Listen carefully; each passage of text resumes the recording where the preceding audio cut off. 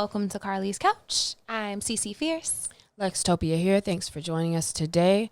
We've still been safe, still staying around the crib, and the past couple of months of sitting around the crib has really made us think about our surroundings And how important they are. And so when, like I said, thinking about episode topics, it's always important to think about things that are relevant. And so today I'm really excited to discuss cultivating your space, like your crib, your home, your room, wherever it is that you are, and seeing, what changes you can make, what updates you can make, how it impacts your livelihood, your work, your balance, all of those things. Yeah, your environment is very important, not just the area you grew up in, the city and all of that, which does matter a lot, but also there's so much you can do with your living space. And there are so many aspects to your living space that are affecting you. And so we're going to talk about that so you can get an understanding of these things might be having an effect on me, or this is something that I can change in order to, feel more, whatever it is, or just to feel more comfortable or secure in your space as well. I noticed that I had done a lot of different changes because, I'm already a work from home person, but, as we really, really sit at home and, you move from the living room to the front room to the kitchen or to whatever, it's like, dang, this is important. And, I don't want to look at this, same whatever, like crack in the wall or this, like bare wall or whatever it may be. And I noticed a lot of people, it looked like, let me know what you saw, but on social media, I feel like I'm seeing a lot of people, getting more plants, getting more art, doing more with their space while they're sitting in it more. Absolutely. And I think it's because we actually take the time to sit at home and be there. I know personally, I'm usually not at home as often. And so at first I was like, oh man, I'm here all the time. Like this has to be better. So what does your living space say about you? What does it reflect about you? Mine reflects organization of ideas, organization of things that need to be done, productivity. My space shows calmness and peace, and the way I like to have like a lot of flowers and my candles and the colors I use. I try to have an aesthetically like pleasing, like symmetry. So there's certain things that make me feel good and make me feel organized or keep me organized. And so I would say that my space reflects that, like somebody who is like working and has things to get done. How has that changed over time? I would say that over time I have come to appreciate a little bit more color in my space and a lot less clutter. And I'm not even trying to think about or talk about per se the things that are because like you just don't have no money, like you don't do certain things, or might have a smaller space. So not even that, but like also I think a big difference in what's changed is that I never really settled in any place. And so I had just like a bunch of temporary stuff, or I didn't have anything on the walls really. It wasn't anything up. I used to have a huge dry erase wall. So like it is important to me to be able to write things down and have space to work, I would say. But definitely I just didn't really make my spaces a home. And I never really tried to do that until the place I live at now, honestly. Yeah, same. And I realized my first place by myself, like the first time I really got to decorate was when I interned in Dallas after my freshman year of college. So I was in college in Oklahoma, but I got an internship. So I had my whole own apartment and I was like 19. I was so hyped but not a lot of money. And so I had like a futon, an air mattress and a coffee table and then like my little dorm furniture. But I was so proud of my space and I would buy decorations that like made me feel good, and they're IKEA. So they were budget friendly, but I really tried to make it a home.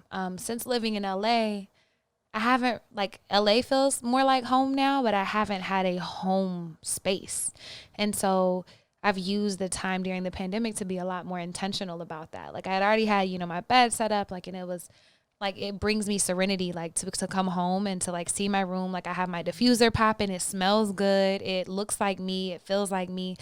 But then I hadn't put too much thought into ways to make it more productive. And so a lot of that, I've been bringing a lot of other pieces of my personality into my space since the pandemic started. Mm-hmm. Yeah, and you've probably been doing this too, but like the more I do things with my space, the more I think about what I would like a bigger space to look like, or like what I would do, or what I do care about in a living space. Like my outside space, my balcony. Like if anybody who knows me knows, like I like my balcony space or outside, and how now I'm like, man, I'd never want to have a place that didn't have that or some kind of outdoorsy piece. And so I've kind of learned more about myself and like what I enjoy, what I like. And I've also been more quick to actually like take care of things. I'm one of those people, like if something needs to be done, like there needs to be air in my tire or something, like I'll let it sit. Like I'm really not going to just go straight out and get it taken care of. I'm not really that person. But with my space now, I've been more likely to, fix things up or change things up or reorganize them when I see, something that bothers me. Cause it's like, this is my space. Like if I don't take care of my space, then like, what am I even really doing? So my space plays a big role in my life now. I love, like, I even had to upgrade my bed. Like I had to get like a mattress topper, and I got some bigger, better pillows and different types of sheets that I had to get, because I was like, man, it's just like way more comfortable. Granted, because I was able to do that, but doing things like that do make a huge difference. And where like I lay down at night and it's like, oh man, like you feel good, like you feel good regardless. So for me, it's super important because I'm here all day, and it's important because it makes me feel happy. Same. I like coming home and everything is in its place, and like I said, my room smells good. Like that's a big deal. Like I want to walk into my room and be like, man, it just feels good in here, because I have roommates, so that's like my own spaces in my room. But it's super important in my every single day. Like it, like knowing that I have a safe space to come home to, a place that feels like me, that I can decorate and change things as I need to. Like it's super important. I think it's always been important. I think having the means to do the things that you want to do and being really intentional about it is the difference. Like when I was younger, when I was like little, I didn't make my bed every day and I didn't get the importance. But every morning I'm like, no, I have to make sure I start my day off. Like if I can control nothing else, I can control this. And so I think that my space is super important in my everyday life, from waking up to coming home to it. And however your space is will definitely have an effect on you. Notice if you haven't changed much, like if you would look around and be like, all right, I've kind of always kind of been the same type of person where, you sleep next to the pile of laundry, or, you keep a pile of papers on your desk. Like some people, like you've always been like that. And that if you look around. So think about that. Has your space changed much, or have you even explored anything different? Do you have a desire to, see your space look a certain way? Like if you like those shows, like if you like Marie Kondo, if you like watching those real estate shows, things like that, what is stopping you from doing some little things and like moving things around or trying something different to see how that can affect you? For me specifically, Carlie talked about making your bed. My desk is also in my room.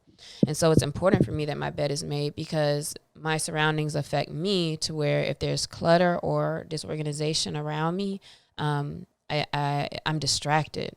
And so that's a big thing. One, it's kind of a procrastination thing, but for most people, it's like if there's obvious chaos around you, it's hard to get started and get into like what you're supposed to be doing or your work. And then you find yourself usually like cleaning up first. It's like, oh, let me clean up before I start working. With me, it's even like my desktop. Like I have to take everything, put on my hard drive, clean up my desktop and my computer before I even feel like I could start, and like I restart my computer.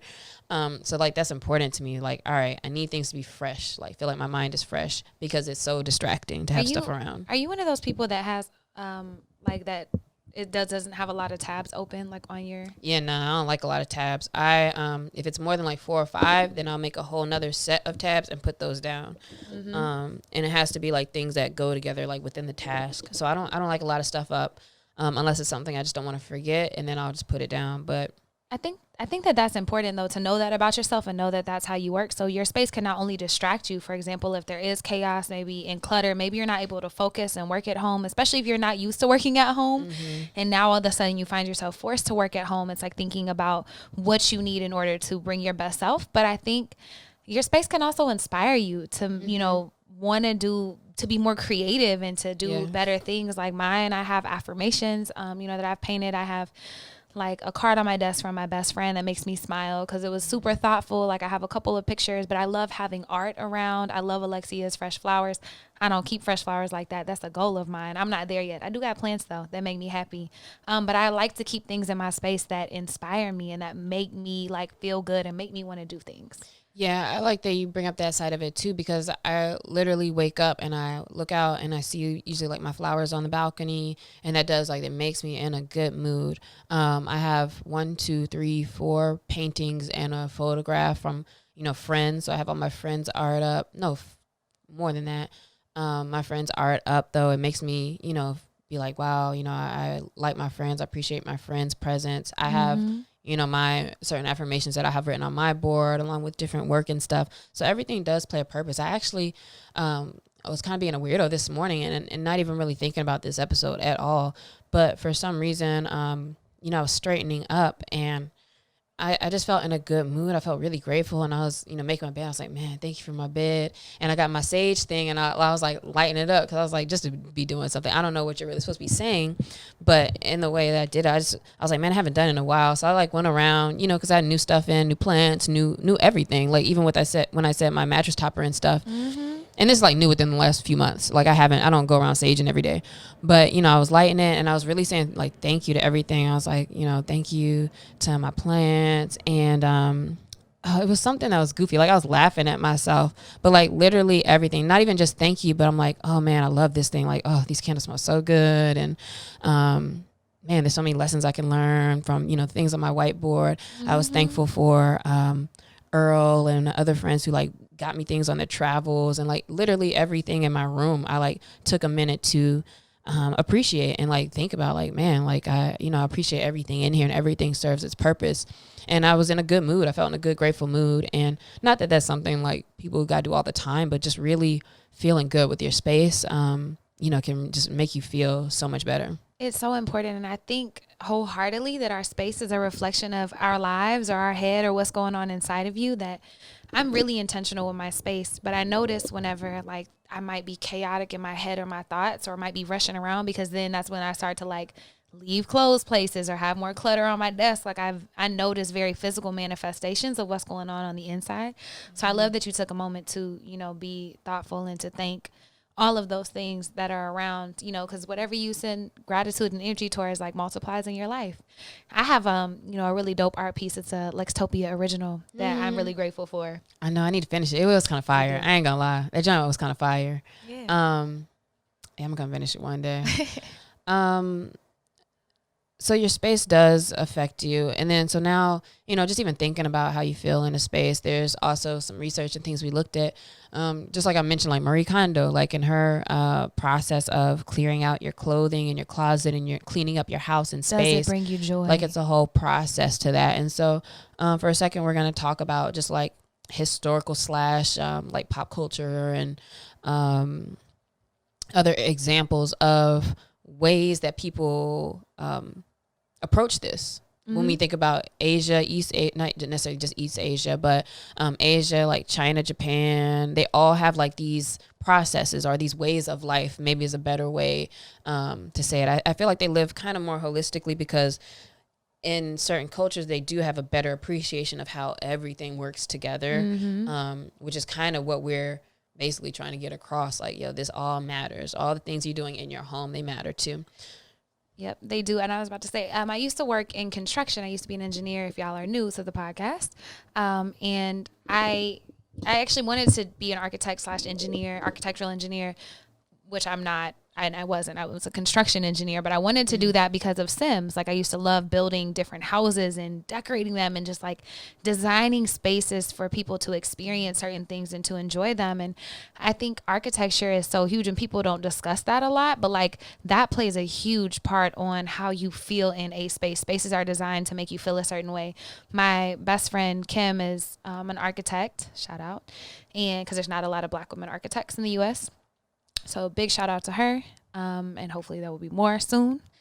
But I mean, the pandemic kind of messed up the test. So shout out to all y'all. Sorry, that's an aside. But her project was designing, like her graduate project in architecture was designing spaces to make you feel different ways. And part of her research was there's a Holocaust museum and I want to say it's in Germany. I'm not quite sure, but the way they designed it is it's all concrete. There's little bit of natural light that comes from the very top, and there's no straight hallway, so everything is an angle, and you don't know where you're going. And it's symbolic of the journey that the people felt when they were on the trains and getting kidnapped and taken for the Holocaust. And they want you to emote. They want you to have those emotions and to be able to bring that experience into that. So even down to the architecture, how important it is, and the way that it's designed, and also how that impacts you, I think is super interesting. Mm-hmm. A lot of people have probably heard of feng shui, but don't really know what it is. And like, I'm not even that familiar with what it is, but essentially, feng shui, like when I looked into it, I was like, oh, this is like some cut and dry stuff. It's not just like the idea that, you know, things are flowing in your space, which is what I always thought about it as. But it's about harmonizing with your surroundings. And when you Google it, so I would recommend you look it up if you're interested in this. But each quadrant of particular rooms have a certain meaning, or like they represent something, whether it's like, you know, this space represents the wealth and health and well-being, and like different things like that. I don't remember which was which, but even down to like the type of materials you use in your room, there's like a science to them behind, you know, how to use stone, wood, metal, or where, or like how close things should be, or where and what part of quadrant of your room things should be. Mm-hmm. And there's a lot of meaning to the way things are arranged, and there's an optimal way to arrange things in a way that creates a balance around you. So I think that's very interesting to look into. When I was looking and saw the quadrants and things, they were talking about, you know, how your bed should always be, you know, on this wall or this wall, but never like, you know, by the door, which I never did anyway, because you grow up knowing that you're not supposed to have your head like right by the door. But, you know, there's so many cool things. And I was like, oh, I kind of want to look at this later. So I'm going to go back and reference it to see like how on or off I am from like some of the things they recommend. Mm-hmm. So that's something to look into for sure. Yeah, I need to do more research. I know like the big things like about like not having your feet towards a door, because it's like them carrying like a casket outside of the door, so that like that's a big thing, and like where your mirror is, but I did not know about the quadrants, and I'm like, ooh, more research and things that I like.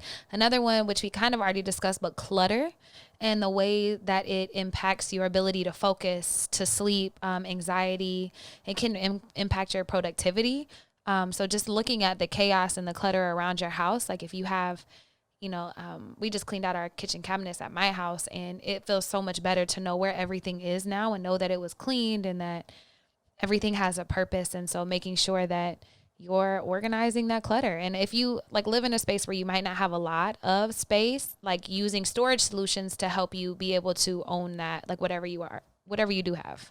And there's also a lot of science behind associations within your space. And for example, you know, there's a reason why they say don't try to work in your bed, or separating the importance of separating a space where you rest and separating a space where you're intimate with somebody versus a space where I'm here to work, or even a space where you're to meditate. You know, people are like, man, I try to meditate and that doesn't work. And it's like you're laying in bed where your body and your mind is used to and preparing for sleep. And so that's not the space to do that.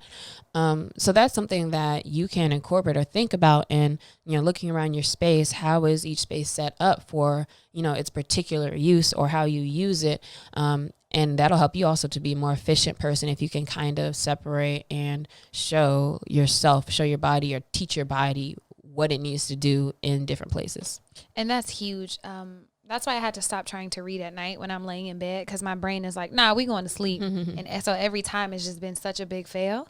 And so I, you know, more purposeful, like I get up in the morning, I try to go read at my desk or at a chair in the living room, because my brain isn't trying to go to sleep. But as soon as I cross that threshold into my room, it is lights out. Or sometimes opposite of that, people have trouble going to sleep because you're used to like watching TV and stuff to sleep. So it's like you've made the sleep part difficult now when you try to go to sleep if you're somewhere else or doing something also. So it also goes both ways too. And the separations that she mentioned are super important, especially when you have like a dual usage space. Like if you live in a studio, being very intentional with where you place things and how you set up your space so you can be both productive and relax at home. And there's lots of things you can consider with your space. So this section is to give you some ideas. One is lighting. I'm going to talk about how I use light in my space. I finally gave in and got a couple smart bulbs. So I like to use color. So I have my smart bulbs that I can use with my phone. I can change them to different colors, get a different vibe going on. I also set them to a low watt color, and I schedule them. So now in the mornings at 5 something, before my alarm clock goes off, my light comes on very low, and I can do like a purple color or a different color. And so I slightly, like, I have time I don't even wake up from it. But sometimes if I do, it's kind of like, oh, okay. And then my alarm go off like 30 minutes later. And so it's a good way to ease into bed. Also a good way to not have to get up to turn the lights off, and I can turn them off from my phone. So light's important to me, and I use it in that way, which has been significant recently. Also, I have lights that I put around my balcony. And so I'm able to, at nighttime, have my vibes of my color lights or whatever lights inside. And then I can turn on my balcony lights to add a little extra.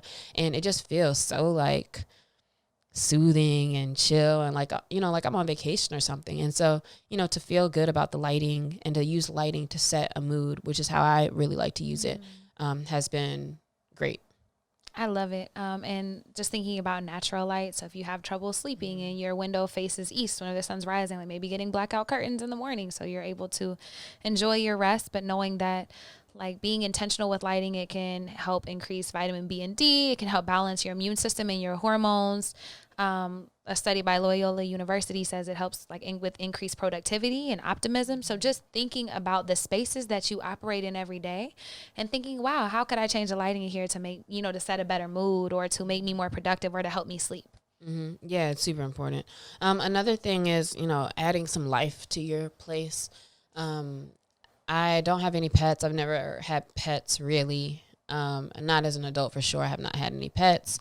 But I do have a lot of plants now. I enjoy them just because it's like, you can water them, you see them change, you see them grow. And, it's just kind of cool to have like living things in there that really are part of my ecosystem, in my space, in my house, in my room. We're breathing and sharing the air. We got a thing going on. I don't want nobody to hit me like, are you okay, girl? Like, get a man. But it's so nice and so calming. Again, you see, I keep saying like calming, and I think that's important in my space. Is that for me, I feel like my work or my life or whatever can be like so kind of fast paced that I have a space where I can turn up or turn down. And I just love my plants. So I know Carlie likes plants too, and she started to get all hers as well. How does that affect your space? Oh my God. It just makes me so happy. I'm smiling because Uno was my first plant, hence Uno. And he is popping. He is a pothos, like a hanging plant. And he got so big he can't hang anymore. And like he's just like on the floor. So I'm about to like double pie him. But every time he sits by my desk, and every time I'm like, yo, good morning. Like I talk to my plants, and I'm pretty sure my roommates probably think I'm crazy.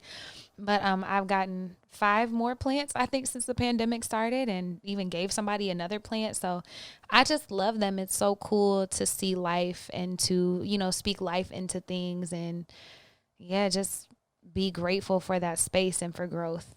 And the flowers, Carlie mentioned too, I got that from Damo too, because he used to always, or not used to, but he always would have fresh flowers in their house. And I would notice it every time I came, or, when we go to the store, I'd be like, oh, I'm going to get some more flowers.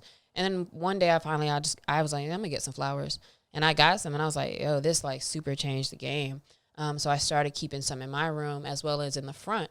And even though like nobody asked me to, like every time I still come in or like bring other flowers, like my brother will be like, yo man, like you really be on with keeping some fresh flowers around here. So like I know they appreciate it too. And I feel like it adds a little something, like a little freshness to your spot and a little color too.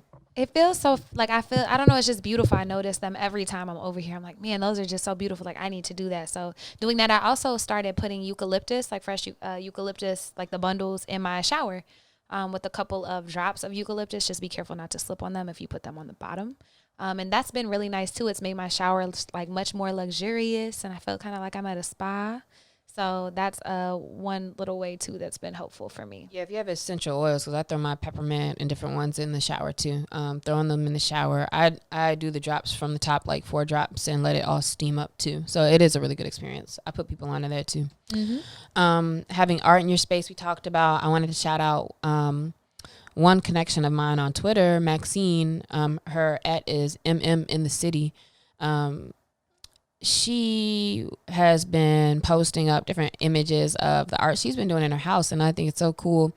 And she's also one of those who like will reshare, people put up graphics of like living rooms or just cool art and cool things where you're like kind of inspired. So I like when she does that and getting to see different ideas around spacing and what to do with space and design. But she's done some really cool things, like, she's like, yo, I'll take this door and just put a big yellow circle, that goes in the middle of the wall and part of the door, and just random, but it's so beautiful. Like then when you put like a nightstand there or something there, and, just adds so much character. One thing that she did recently is that she painted the backs of her closets a dark color, and then took like a coppery or gold and like a whitish color and made like kind of like some hash mark designs and just did it all along the back, which I was like, oh, that's really cool too. And you open your closet and it's like design in the back. In my old residence, I had a we'll call a what's the name of it? Not a highlight wall. Accent wall. I had my green wall that I painted in the back that my bed was on, and every time like somebody come in, they're like, oh man, this is so nice, just that pop of color. And so things like that I love. Like add some color to your space. Don't be afraid. If you live in an apartment where you can't change things, then don't change it, but you can put stuff up. Like I said, I finally graduated from I haven't put up posters in them forever, but I graduated putting up some real art and some different things as well. But all of that is important. So thinking about or exploring Pinterest, Twitter, whoever, exploring like different DIY things you can do around your crib, or just getting some paint and just splashing it up there, or, getting creative, because the accent wall can really change things if you just put like a splash of color in your spot. Yeah, and color is really important. So there's actually a whole color psychology study, and it's how hues determine human behavior and influence the space and the people in it. For example, like the gym that I work at, Thrive, Lanicia, when she was picking the colors for the gym, she wanted something where people felt energetic, where they felt joy and happiness, somewhere that she could, create a space, like a safe space for people, but also that would energize them. And so she went with yellow, even though all her designers were like, no, it's a gym, you should be red. But red evokes like not only strength, but also like war, danger, like determination. Like there's the dual sidedness of it. And so thinking about, how you're purposing your spaces and being intentional with colors. Like my friend Kiara, she was actually on the podcast, so y'all should check out her episode. But her office, she has like this bright yellow chair because she wanted to be like excited to like sit down, and it's super nice and plushy. And if you're like living in an apartment, like Lex said, and can't paint the wall, what she did was a whole wall is dangled like lights, so like the little twinkle lights, but also like leaves. And so she kind of has this whole green wall space that is not as much as paint, but still enough to create a whole difference. Like when you walk in, you're like, wow, that is so cool. And it's great for pictures. Another thing is to think about security with your space, and how you position things, making sure you can maneuver, thinking about getting to your windows, getting to your doors, and getting to your weapons, getting to things you need to grab before you have to rush out, if you ever have to rush out. Things like that I think are important on the functional side, and things to think about with your space as well. Like what things would you need to get to and how can you get to them? Making sure that you do think about that stuff too. Making sure that it makes sense. Also thinking about like who you want to be, like what are you working on for yourself? Do you need to be more inspired? Like, so designing your space in a way that supports the habits that you're creating. Like if you want to write more, then is your desk like a cool space to write? Like, do you feel comfortable doing that? Or do you need to like build out somewhere on your balcony? Yeah, you basically just gave a great example of that with the yellow chair, and thinking about, what is it that you want to focus more on? Like for me, I used to always say like, man, I want to slow down more. And then to get flowers and plants and stuff, I literally catch myself and I'll go smell my flowers, or I'm walking by them and I smell them like, oh, that smells good. And you sit down and you chill for a second. So create the space that allows you to be that person that you need to be. If you want to get more rest, or you're like, man, I don't sleep well or whatever, like being more intentional about what you're doing with your bed space or in your room where you go to sleep. Whatever that thing is, helping yourself to get it together. Throw that pull-up bar over one of the doors that you have to do 2 pull-ups before you go through, or, like just set yourself up the right way, so that you make it easier for yourself. Otherwise, again, going back to something we haven't said in a long time, you might be lying to yourself about what you really want because you're not setting your space up for it. And if you want to play with, design, a lot of places have like online room designers that you can do. It's Pinterest, a lot like of apps. lots of apps. The Design Home app is a game where you get to actually play around with like choosing different pieces to see how they go together, that I used to use for a long time. Sims, you can still build houses and do things on that, especially during the pandemic. They doing too much on Sims now. They doing a lot. I re-downloaded it temporarily and was like, nah, I can't do this. But just thinking, just playing with those things. For me, my favorite is Pinterest. Just like looking at how people cultivate their space and then thinking of those elements that I want and like, man, I can envision this way in my space. Yeah, when I was first thinking about what I wanted to do with my balcony, I was on Pinterest looking up small balcony decor and ideas. And there's so much cool stuff. Like, it's just so much inspiration there. So finding, just Googling things on Pinterest, you find easy things you can do yourself or ways to do things or ideas of what to do with what you already have. I had probably was from IKEA or maybe Wayfair, like a taller lamp thing. And then at some point when I got the new light, because I got a spotlight to go behind one of my plants so that my lights can come from the ground and highlight my plants. And I took the top off, which is that thing. I took the top off of it and try to use it as a nightstand. And I was like, oh, that doesn't work for that either. So I'm still want to get rid of that and get a new one. But like I just change things around, like the use for things, move things around. I remember when I was a kid, and this wasn't planned, I just thought about it. But like when I was a kid, I literally used to draw my room out like every other month. Like I would draw it out, draw my bed, and then be like, all right, I'm gonna move this. And it was like a whole thing, like every so often, like clockwork. I always rearrange my room. I had to. Now it's a little bit different because I have like a whole wall that's like a sliding door to the balcony. I have a whole mirror for my closet. And so it's like you only have but so much you can do. But I have been thinking about it lately, like, man, how else could I maybe change or just do something totally different? And I forget that. Like I really used to change it all the time. And it was so fun because you're like, damn, it feels like a fresh new room. And you feel like a brand new person. Like when your room is clean, when you have stuff fresh or different, it feels good. And it's just like I was dying laughing. Because it was whether on Instagram or Twitter, but it was like, yeah, that when you come into your room or when you stand at the door of your room to see how it's going to look when people come in or like to see like how fresh it looks. So every time I clean up or do whatever, like I go outside and then I open it, walk in like, all right, like you got to see like how's it going to look when you come in. And you're like, yeah, this feels good. This looks good. I look at my room from all different angles. Like I literally probably do this every day, actually, now that I think about it. But like from every angle, I'll look around and like, oh, I don't like how this looks from this angle, and I'll move it, and then I'll look around and like, all right, it looks good from all angles. Like that's how I want things to feel. Like nothing's really like out of place. Not that I'm OCD, and I'm not even talking about clutter or trash because like I be having stuff all over, but just sometimes like when I'm analyzing, I'm really looking at, what's the details and what's out of place or what doesn't feel right, or I still need to do something with this space on my wall. What can I do? So kind of just being aware and ready to do something, but keeping an eye out for what makes you feel good and what doesn't, and like what kind of grabs you and makes you feel comfortable and good feelings, In a world where we can control so little, it's so nice to be able to control your space. And I just think about that. Like when I was little, that was like the highlight of I would move around my stuff and just try to own that.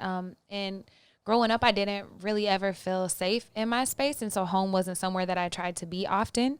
And so as an adult, like I've been making a conscious effort to make it somewhere that I love, that I feel good in, so that I want to be there and want to be and like feel comfortable spending time in my own space. And it's just been such a beautiful journey. But I'm laughing because I used to do the same thing with my room. Same thing. So we hope you guys got something out of the convo around like the importance of your space. I'm interested in seeing whatever you feel like showing. Like if there's anything cool you've done with your space, throw up a picture, tag us if you've done any cool painting, art, or have just like a really cool piece. Sometimes people have like a cool record player or just something, right? And like that's just like the thing you love, or you like sitting in this chair or whatever it is. And if you have any projects or if you want to start doing any research, like things you see on Pinterest or things you've seen, feel free to share and just hop in on the convo on, ways that you've been changing your space during this time. We would love to see it. Carlie's Couch, CC Fierce, Lextopia.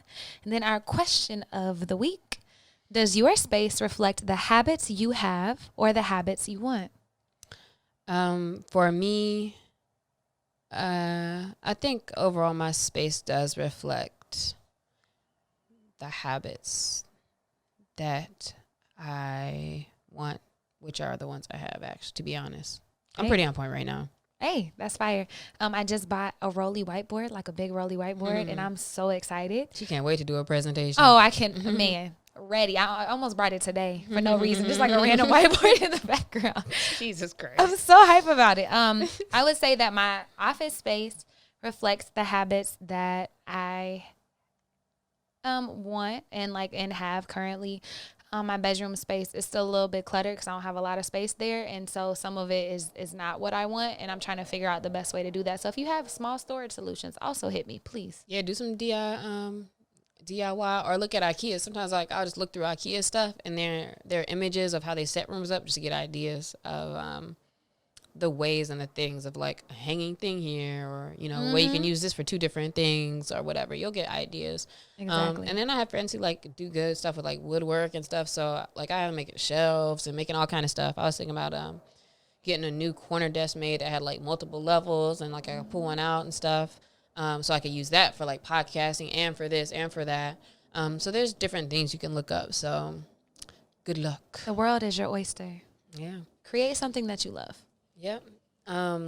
Create a space that you love for sure. So make that a priority. One thing about that too, sorry, I keep going back to these damn flowers, but one thing that changed is for whatever reason, like, I didn't see certain things as a priority. Like, and it's not, right? Like getting flowers doesn't seem like something that should be a priority.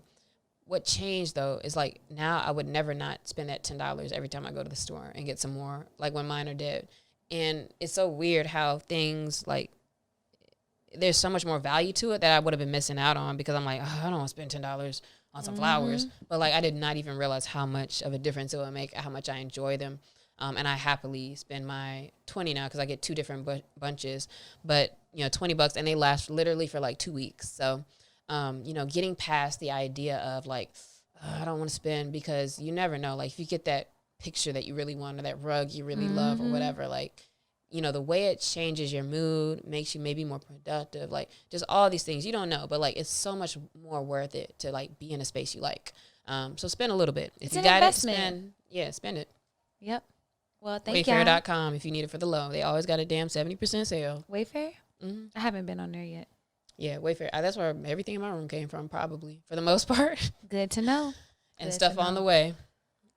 Shipment coming in tomorrow. Thank you guys for joining us. We appreciate you for listening to Carlie's Couch, and we will see you next week. Bye.